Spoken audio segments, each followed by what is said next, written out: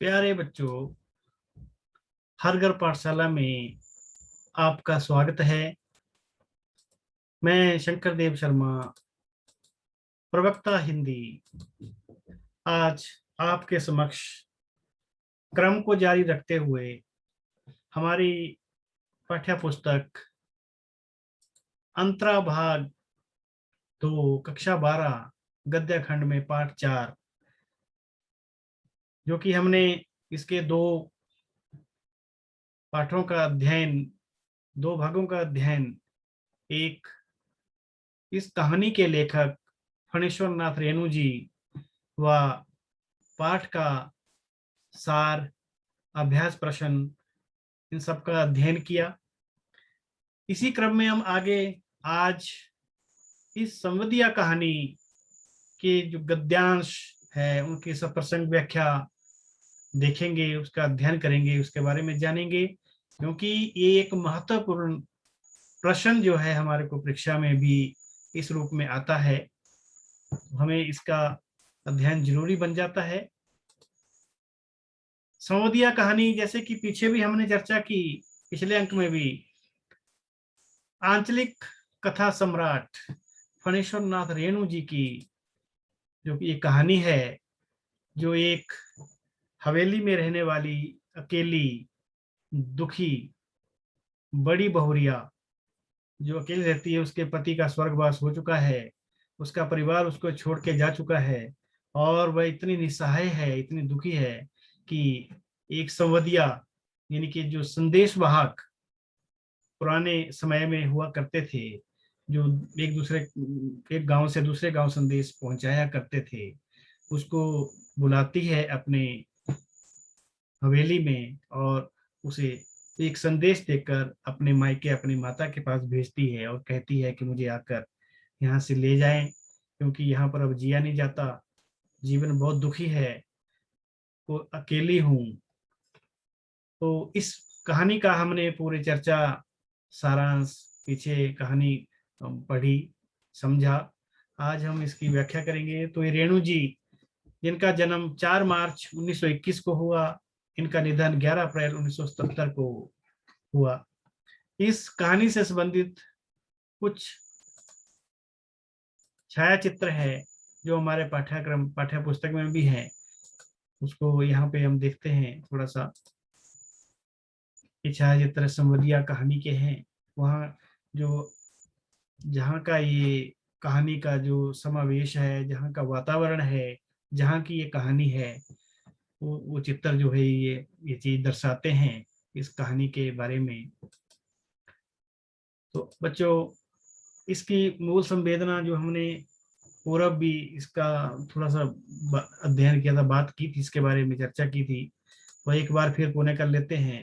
हिंदी के अमर कहानीकार फणीश्वर नाथ रेणु ने मिथिला अंचल की भाषा और संस्कृति को अपनी रचनाओं में प्रस्तुत कर अमर कर दिया है। पुराने समय में कुछ लोग गुप्त व निजी संदेश एक स्थान से दूसरे स्थान तक मौखिक रूप से ले जाते थे। एक ऐसे ही संदेश वाहक अथवा संवदिया के संस्मरण पर आधारित है यह मार्मिक कहानी संवदिया। संवदिया कहानी में मानवीय संवेदनाओं की गहन एवं विलक्षण पहचान हुई है। असहाय और सहनशील नारी के मन के कोमल तंतु की, उसके दुख और करुणा की, पीड़ा और यातना की ऐसी सूक्ष्म पकड़ रेणु जैसे आत्मा के शिल्पी द्वारा ही संभव है। हरगोविंद संवदिया की तरह अपने अंचल के दुखी, बेसहारा, बड़ी बहुरिया जैसे पात्रों का संवाद लेकर रेणु पाठक के सम्मुख उपस्थित होते हैं। रेणु ने बड़ी बहुरिया की पीड़ा को, उसके भीतर के हाहाकार को संवदिया के माध्यम से अपनी पूरी सहानुभूति प्रदान की है। लोक भाषा की नींव पर खड़ी संवदिया की कहानी पहाड़ी झरने की तरह गतिमान है। बच्चों, थोड़ा हम इस पाठ का संक्षिप्त में सार भी एक बार इसका जो है जान लेते हैं। इसमें संवदिया क्या है, उसकी विशेषता क्या है, तो कुछ मैंने भागों में जो है ये इसको वर्गीकृत किया है। संवदिया अर्थात संदेश वाहक, जो बिना लालच के संवाद पहुंचाने का कार्य करता है। संवाद के प्रत्येक शब्द, भावना, स्वर का ध्यान रखते हुए उसी ढंग से जाकर सुनाना संवदिया की विशेषता होती है। गांव के लोग उसे निठल्ला, कामचोर और पेटू समझते हैं। बड़ी बहुरिया की सामाजिक, आर्थिक एवं मानसिक स्थिति। बड़ी बहुरिया की सामाजिक व आर्थिक स्थिति पहले से बहुत अच्छी थी। हवेली में नौकर चाकर की भीड़ लगी रहती थी। तब बड़ी बहुरिया के हाथों में मेहंदी लगाकर अपने परिवार का पेट पालती थी नाइन। किंतु अब उसकी आर्थिक स्थिति इतनी खराब हो चली है कि वह अपना गुजारा उधार लेकर चला रही है। इस दुख से वह अपने मायके हरगोविंद के हरगोविंद के हाथ संदेश भेजती है, क्योंकि वह इसके कारण जो है मानसिक यातना झेल रही होती है। बड़ी बहुरिया का संदेश, क्या संदेश भेजती है? अपने आर्थिक दुख के कारण वह हरगोविंद के हाथों संदेश भेजना चाहती है कि भाई आकर उसे लिवा जाए, नहीं तो वह पोखरे में डूब कर जान दे दे।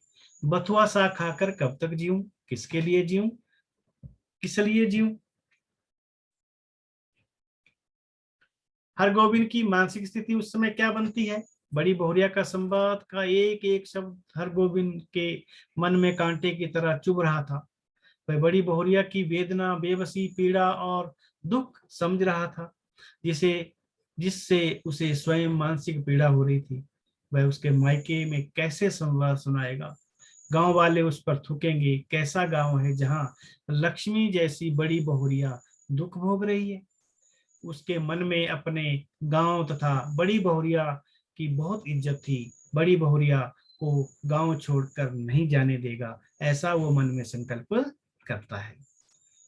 अब इस संकल्प क्या है? अपने गांव वापस पहुंचने पर उसने बड़ी बहुरिया के पांव पकड़ लिए, माफी मांगते हुए उसका संदेश न पहुंचाने की बात कही। साथ ही स्वयं को उसका बेटा बताते हुए संकल्प लेता है कि वह उसकी मां के समान है। वह आग्रह करता है कि वह गांव छोड़कर ना जाए। साथ ही संकल्प लेता है कि अब वह निठल्ला नहीं बैठेगा, वह गांव में उसे कोई कष्ट नहीं होने देगा, उसके सभी काम वो करेगा। तो बच्चों, ये कुछ संक्षिप्त में कहानी का परिचय था जो यहाँ पे हमने देखा। अब चलते हैं जो हमारे गद्यांश है उनकी व्याख्या। तो ऊपर सबसे पहले ये गद्यांश है। बड़े भैया के मरने के बाद जैसे ही खेल खत्म हो गया, तीनों भाइयों ने आपस में लड़ाई झगड़ा शुरू कर दिया। रैयतों ने जमीन पर दावे करके दखल किया। फिर तीनों भाई गांव छोड़कर शहर जा बसे। रह गई अकेली बड़ी बहुरिया। कहाँ जाती बेचारी? भगवान भले आदमी को ही कष्ट देते हैं, नहीं तो 1 घंटे की बीमारी में बड़े भैया क्यों मरते? बड़ी बहुरिया की देह से जेवर खींच खींच कर बंटवारे की लीला हुई, हरगोविंद ने देखी है अपनी आंखों से। द्रौपदी चीरहरण लीला, बनारसी साड़ी के 3 टुकड़े करके बंटवारा किया था निर्दयी भाइयों ने, बेचारी बड़ी बहुरिया।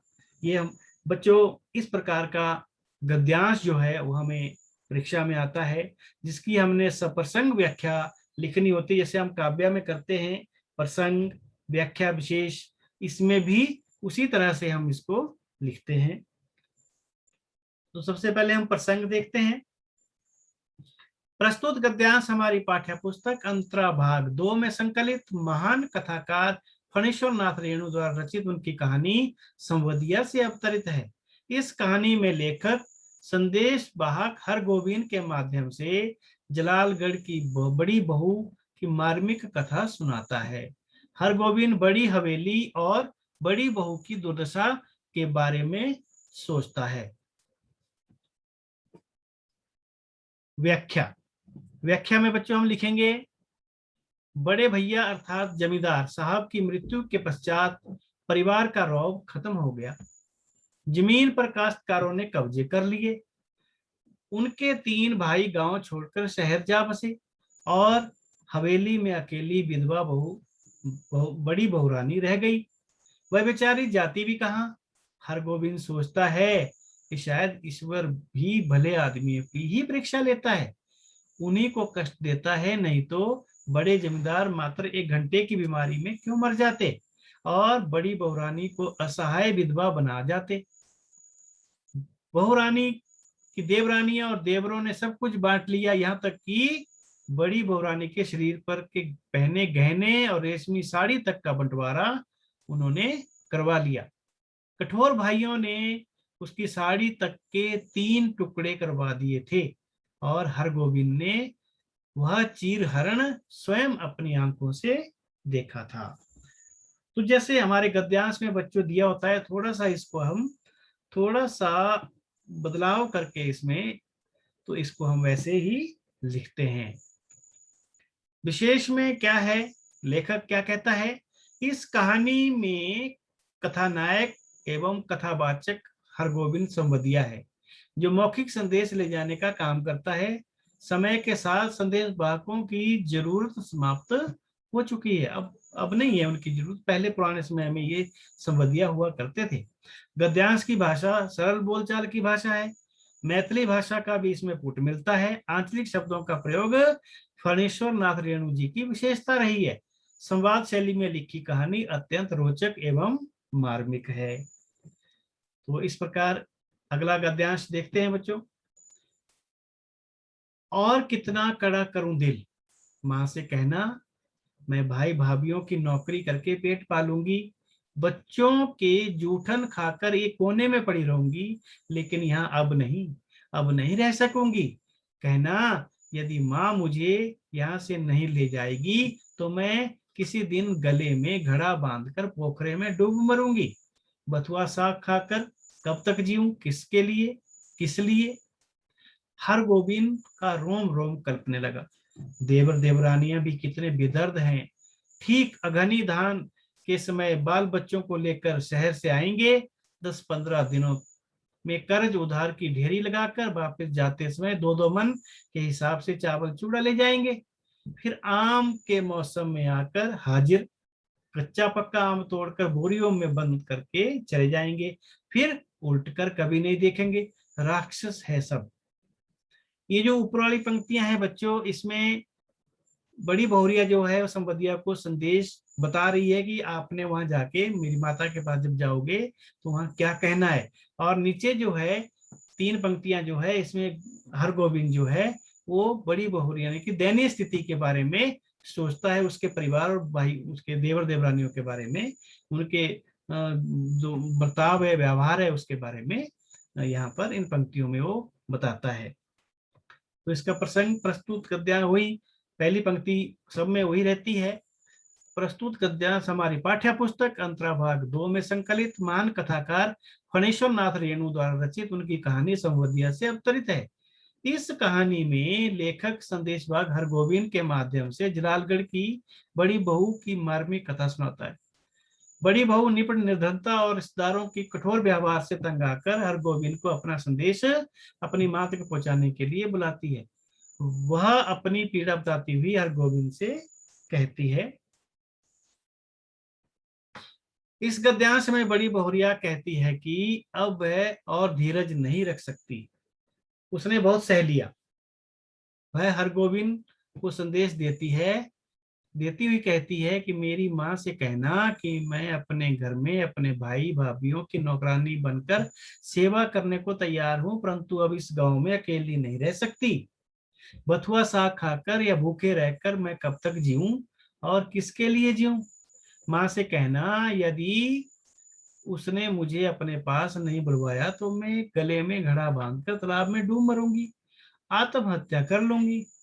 बड़ी बहू की पीड़ा सुनकर हरगोविंद बड़ी बहू की देवरानियों और देवरों के कठोर व्यवहार पर दुखी हुआ। उसके देवर देवरानियां धान की फसल पकने पर आते और धान बांध कर ले जाते, आम की फसल पकने पर आते तो आम तोड़वा कर ले जाते, पीछे बहुत उधार छोड़ जाते। बड़ी बहू को मोदियान जैसी साधारण स्त्री की बातें भी सुननी पड़ती और कष्ट सहना पड़ता। हरगोविंद को बड़ी बहू के रिश्तेदारों का व्यवहार राक्षसों जैसा लगा। विशेष में इन पंक्तियों में बड़ी बहुरिया की दयनीय दुख एवं अपार कष्ट का पता चलता है। गद्यांश की भाषा सरल बोलचाल की भाषा है।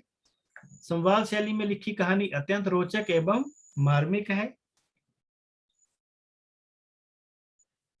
अगला गद्यांश देखते हैं बच्चों। हरगोविंद संवदिया। संवाद पहुंचाने का काम सभी नहीं कर सकते। आदमी भगवान के घर से संवदिया बनकर आता है। संवाद के प्रत्येक शब्द को याद रखना। जिस सुर और स्वर में संवाद सुनाया गया है ठीक उसी ढंग से जाकर सुनाना सहज काम नहीं है। गांव के लोगों की धारणा गलत है कि निठल्ला कामचोर और पेटू आदमी ही संवदिया का काम करता है। ना आगे नाथ ना पीछे पगा। बिना मजदूरी लिए ही जो गांव गांव संवाद पहुंचावे उसको और क्या कहेंगे। औरतों का गुलाम। जरा सी मीठी बोली सुनकर ही नशे में आ जाए ऐसे मर्द को भी भला मर्द कहेंगे। किंतु गांव में कौन ऐसा है जिसके घर की माँ बहू बेटी का संवाद हरगोविंद ने नहीं पहुंचाया। लेकिन शायद ऐसा संवाद पहली बार वो ले जा रहा था। तो ये इसका प्रसंग कुछ कुछ पिछला ही रहेगा, पूर्ववत ही।